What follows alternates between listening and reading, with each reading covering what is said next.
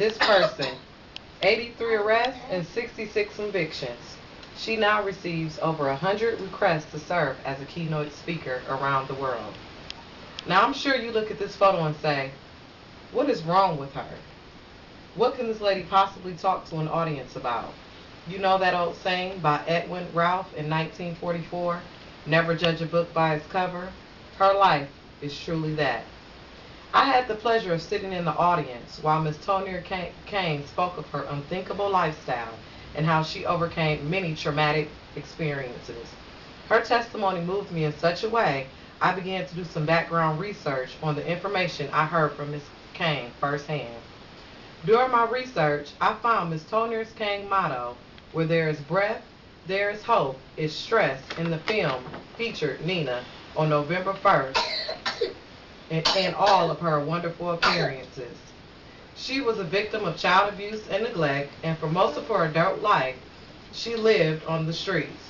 Her life of incarceration, drug and program treatment never dealt with Ms. Tonya Kane's trauma issues. Ms. Tonya Kane uses her story as an outlet to a better life. As I stand before you today to spread awareness of the life of Ms. Tonya Kane, a survivor of many horrific and abusive situations, I will tell you about her life and why no one asks what happened. Instead, they ask what's wrong. Dealing with the trauma and finding an outlet to a better life.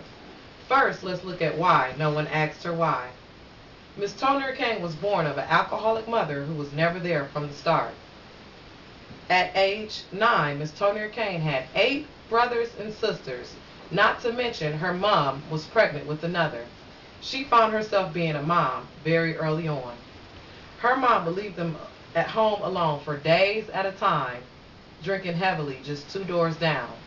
Now, as you can imagine, these children began to go into survivor mode. And in this mode, Ms. Tonya Kane hurt herself trying to open up a can of peas to feed to her siblings.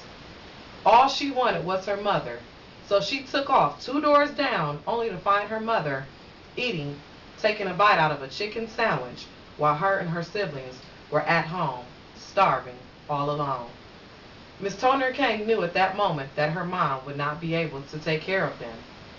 Ms. Tonya Kane would miss a lot of school, and when she did show up, she would show up in the same clothes, usually smelling like the urine she slept in the night before.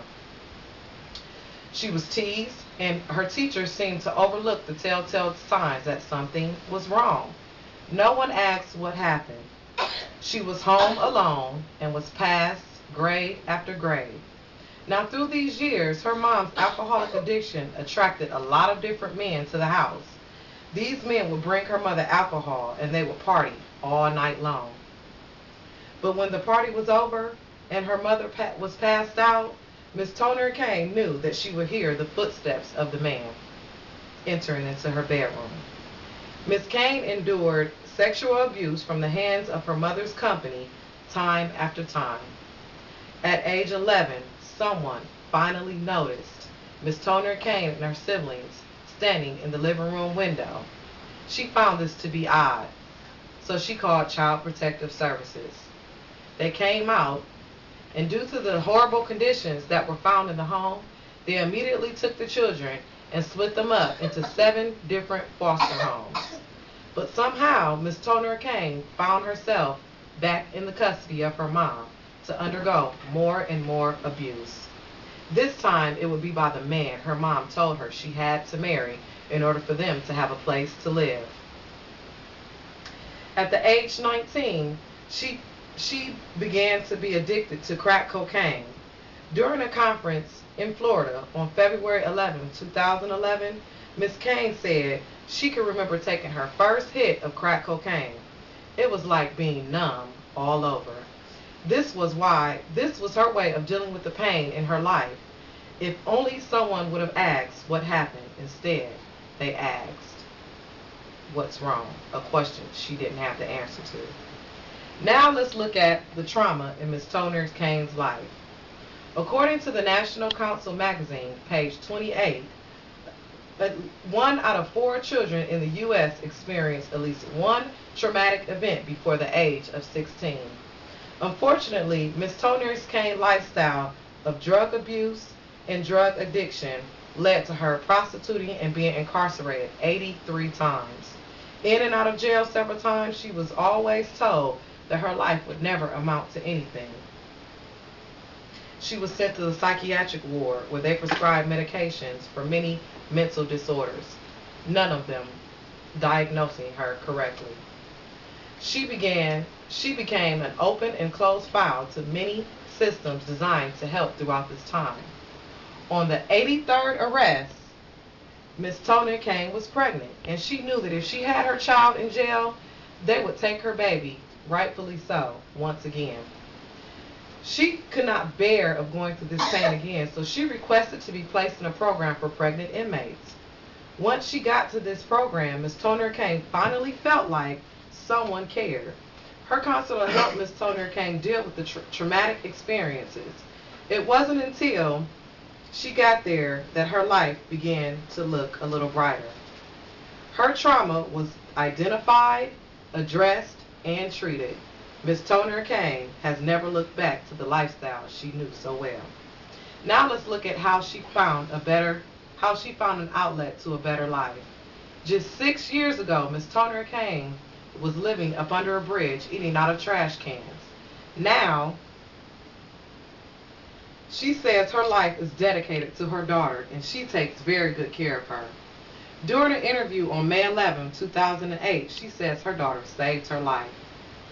Miss Toner Kane uses her story to inspire anyone who wants to listen and make a difference in someone's life. Her life is featured in a documentary, Behind Closed Doors, and is a subject of an award-winning film and advocate who speaks on trauma, incarceration, and recovery around the world.